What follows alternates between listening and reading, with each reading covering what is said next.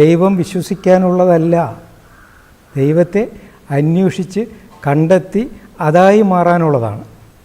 അപ്പോൾ ദൈവം എന്ന വാക്കിൻ്റെ അർത്ഥം വെളിച്ചം എന്നാണ്. നാം ഇരുട്ടിൽ ജീവിക്കുന്നത് കൊണ്ടാണ് വെളിച്ചം വേണം എന്നാഗ്രഹിക്കുന്നത്. അതിനെയാണ് സാങ്കേതികമായി അജ്ഞാന അന്ധകാരം എന്ന് പറയുന്നത്. അപ്പോൾ നമ്മുടെ ഈ ജീവിതം അജ്ഞാന അന്ധകാരത്തിലാണ്. അതിൽ വെളിച്ചം നൽകുന്നതേതോ അതാണ് ദൈവം, ദ്യോതിപ്പിക്കുന്നത് ദൈവം. അപ്പോൾ ഇരുട്ടിൽ കിടക്കുന്ന ഒരാൾ ഒരു വെളിച്ചം കത്തിക്കുന്നതിന് ആഗ്രഹിക്കുന്നുണ്ട്, അതിൽ വിശ്വസിക്കുന്നുണ്ട്, പക്ഷേ ഇതുവരെ കത്തിച്ചിട്ടില്ല.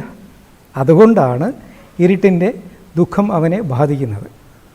അപ്പോൾ ഇവിടെ വേണ്ടത് ദൈവത്തിൽ വിശ്വസിച്ച് അന്വേഷിച്ച് കണ്ടെത്തി അതായി മാറിയാൽ പിന്നെ ഈ പറഞ്ഞ ദുഃഖങ്ങളൊന്നുമില്ല, രോഗങ്ങളില്ല, ദുഃഖങ്ങളില്ല, ചോദ്യങ്ങളില്ല. പറയുമ്പോൾ തോന്നും അതൊക്കെ ഒരുതരം അമിതമായ അവകാശവാദങ്ങളല്ലേ എന്ന് തോന്നാം. അത് അവകാശവാദങ്ങളല്ല, 100% അനുഭവമാണ്. ഇപ്പോൾ ഉദാഹരണത്തിന് ഈ കണ്ണ് കാണാത്ത കുട്ടിയുടെ നിറങ്ങളെക്കുറിച്ചുള്ള ചോദ്യങ്ങൾക്ക് നമുക്ക് മറുപടി പറയാൻ പറ്റുമോ? പറ്റില്ല. എത്ര പറഞ്ഞാലും ചോദ്യങ്ങൾ ബാക്കി നിൽക്കും. കാരണം ആ കുട്ടിക്ക് അന്ധകാരമുണ്ട്, അവന് കാഴ്ചയില്ല. എന്നാൽ ഏതെങ്കിലും വിധത്തിൽ അവന് കാഴ്ച ലഭിക്കുകയാണെങ്കിൽ അവന് നിറത്തെക്കുറിച്ചുള്ള ചോദ്യങ്ങൾക്ക് ഉത്തരം അവൻ കണ്ടെത്തുകയല്ല ചെയ്യുന്നത്, ചോദ്യങ്ങൾ ഇല്ലാതാകുന്ന അനുഭവങ്ങളിലേക്ക് മാറുകയാണ് ചെയ്യുന്നത്. ഇവിടെയാണ് ദൈവത്തിൻ്റെ അല്ലെങ്കിൽ ദൈവത്തിന്മേലുള്ള വിശ്വാസവും ദൈവമായി മാറുന്ന അനുഭവവും. അപ്പോൾ ദൈവമായി മാറാനുള്ള ഉപാധികളാണ് ദൈവവിശ്വാസം. ഗുരു എന്ന വാക്കിൻ്റെ അർത്ഥം ഇരുട്ടിനെ അകറ്റുന്നത് തന്നെയാണ്. പക്ഷേ ഈ ഇരുട്ടിനെ ആരാ അകറ്റുന്നത്? ഇരുട്ടിനെ അകറ്റാൻ ആദ്യം നമുക്ക് ബാഹ്യമായ ഒരു ഉപാധി വേണം. ആ ഉപാധിയിലൂടെ നാം ഉള്ളിലുള്ള ഗുരുവിനെയാണ് കണ്ടെത്തുന്നത്. അതിനെയാണ് ശരിക്കും ഇൻസ്റ്റിങ്ക്റ്റ് എന്ന് പറയുന്നത്.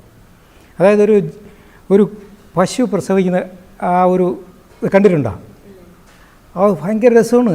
പശു പ്രസവിച്ച് വീണ് കഴിഞ്ഞാൽ ഈ കുട്ടി ഇങ്ങനെ വിറയ്ക്കും. അപ്പോൾ അമ്മ അതിനെ നക്കി ഉണക്കും, കംപ്ലീറ്റ് ചെയ്ത് നനവാണല്ലോ. എന്നിട്ടിത് വിറച്ച് എഴുന്നേറ്റിട്ട് ഇത് പതുക്കെ ശ്രമിക്കുന്നത് അമ്മയുടെ പാല് കുടിക്കാനാണ്.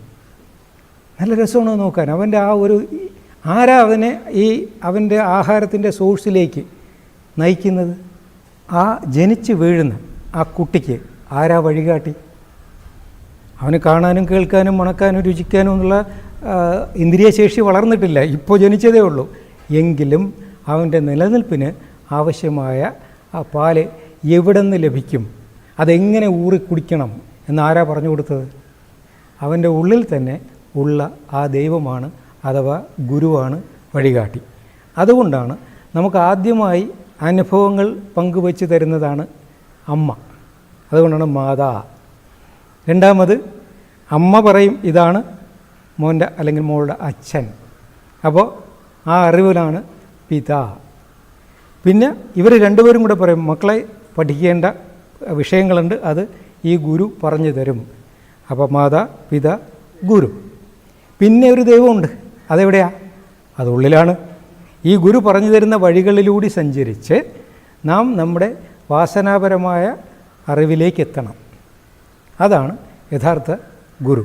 അത് ആന്തരികമായുള്ള ഒരു വെളിച്ചമാണ്. ആ വെളിച്ചത്തെയാണ് സാങ്കേതികമായി ഇംഗ്ലീഷിൽ എൻലൈറ്റൻമെൻ്റ് എന്ന് പറയുന്നത്. ചന്ദ്രൻ്റെയും ചൊവ്വയുടെയും ആ ഒരു പ്രവർത്തന അല്ലെങ്കിൽ ശക്തിയുടെ ഊർജ സന്നിവേശത്തിൻ്റെ ഫലമായാണ് ഈ ആർത്തവ ചക്രം ഉണ്ടാകുന്നത്, നിലനിൽക്കുന്നത്. അപ്പോൾ അതിൽ പ്രധാന പങ്ക് ചന്ദ്രൻ്റെയാണ്. ആയുർവേദത്തിൽ ഈ കാര്യം എഴുതി വച്ചിട്ട് ഏകദേശം 2500 വർഷങ്ങളായി.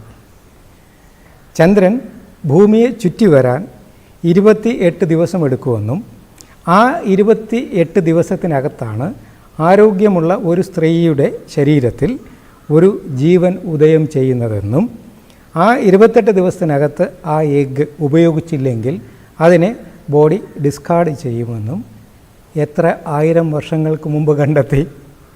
അത് കൃത്യമായി എഴുതി വെക്കുകയും ചെയ്തു. പിന്നെ മോഡേൺ സയൻസ് ഇപ്പോഴും പറയുന്നു ശരീരത്തിലുള്ള സർവ്വ പ്രവർത്തനങ്ങളെയും ശ്വാസത്തിൻ്റെ നിയന്ത്രണം കൊണ്ട് നിയന്ത്രിക്കാം. രക്തഓട്ടത്തെയും ചിന്തകളെയും എല്ലാം നിയന്ത്രിക്കാൻ പറ്റും, ശ്വാസത്തെ നിയന്ത്രിച്ച്. എന്നാൽ ഈ മെൻസ്ട്രുവൽ സൈക്കിൾ അത് മാറ്റാൻ പറ്റില്ല. മോഡേൺ സയൻസ് പറയുന്നതാണ്. കാരണം അത് ചന്ദ്രൻ്റെ ഊർജ സംവേദനവുമായി നേരിട്ട് ബന്ധപ്പെടുന്നു. ആൾക്കാർ മാനസികമായ അല്പം ബുദ്ധിമുട്ടുകളൊക്കെ കാണിക്കുമ്പോൾ ചിലർ ചോദിക്കും, എന്താ വാവ് അടുത്തോ? അതായത് വാവ് ദിവസങ്ങളിൽ ഈ മാനസികമായ ബുദ്ധിമുട്ടുള്ളവർക്ക് ചെറിയ വ്യത്യാസങ്ങൾ കാണും.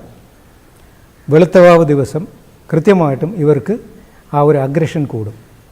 ഈ മെൻ്റൽ ഹോസ്പിറ്റലിൽ പോയി നോക്കിയാൽ മതി, കറുത്ത വാവ് ദിവസങ്ങളിൽ പൊതുവേ സൈലൻ്റ് ആയിരിക്കും. ഇതുകൊണ്ടാണ് ഇംഗ്ലീഷിൽ ഇവരെ ലുനാറ്റിക് എന്ന് വിളിക്കുന്നത്. അപ്പോൾ മാനസികമായ നമ്മുടെ സർവ്വപ്രവർത്തനങ്ങൾക്കും ചന്ദ്രനുമായി നേരിട്ടൊരു ബന്ധമുണ്ടെന്ന് കണ്ടെത്തിയിട്ട് അത് രേഖപ്പെടുത്തി വച്ചിട്ട് ആയിരക്കണക്കിന് വർഷങ്ങളായി ഇല്ലേ? അത് കണ്ടെത്തിയതോ ആത്മാന്വേഷികളായ ശാസ്ത്രജ്ഞന്മാരെ അല്ലെങ്കിൽ ഗുരുക്കന്മാരായിരുന്നു. അവർക്ക് ഈ അറിവിനോടൊപ്പം ഒരു ആനന്ദവും ഉണ്ടായിരുന്നു.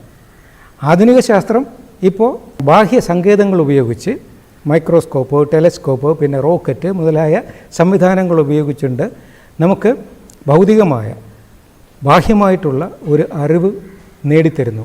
ശരി, നല്ലത് തന്നെ. പക്ഷേ ഒപ്പം നമുക്ക് നേരത്തെ ലഭിച്ചിരുന്ന ആന്തരികമായ ആ അറിവിൻ്റെ ആനന്ദം കൂടിയാണ് പൗരാണിക ഭാരതത്തിൻ്റെ ആത്മീയ ശാസ്ത്രം നമുക്ക് പകർന്നു തന്നത്. നല്ല ഫേമസ് സർജന്മാരുണ്ടല്ലോ, ഇപ്പോൾ കാർഡിയോ സർജൻ. ഒരു മനുഷ്യൻ അദ്ദേഹത്തിൻ്റെ ജീവൻ ഈ ഡോക്ടറെ കയ്യിൽ ഏൽപ്പിച്ചിട്ട് ബോധരഹിതനായിട്ട് കിടക്കുകയാണ്. ഇദ്ദേഹം ഈ ബ്ലേഡ് എടുത്തിട്ട് നെഞ്ച് തുറക്കുന്നതിന് മുമ്പ് ഒരു നിമിഷം ഒന്ന് കണ്ണടയ്ക്കാറില്ലേ? ഉണ്ടോ ഇല്ലയോ? ഉണ്ട്. എന്തുകൊണ്ട്? അതിന് മറുപടിയില്ല. അദ്ദേഹത്തിനറിയാം, കാരണം ഒരു ജീവൻ കൊണ്ട് കളിക്കുകയാണ്.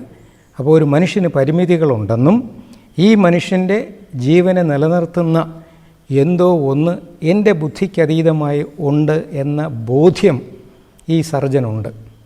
ആ ബോധ്യത്തിന്മേലാണ് അദ്ദേഹം ഒരു നിമിഷം കണ്ണടച്ചിട്ട് ഈ ഹൃദയം തുറക്കുന്നത്. തലച്ചോറിന് 2 ഭാഗമില്ലേ? എന്തുകൊണ്ടാണത്? അത് ഒന്ന് പോസിറ്റീവ്, ഒന്ന് നെഗറ്റീവുമാണ്. ഇത് രണ്ടും കൂടി ചേർന്നാണ് നിൽക്കുന്നത്. ശരി ആണോ എന്ന് ചോദിക്കുമ്പോൾ ശരി തിരിച്ചറിയണമെങ്കിൽ ഒരു തെറ്റവിടെ ഉണ്ടാകണം. ഇത് പകലാണോ എന്ന് നമുക്ക് ബോധ്യം വരുന്നത് രാത്രി എന്ന സത്യം ഉള്ളതുകൊണ്ടാണ്.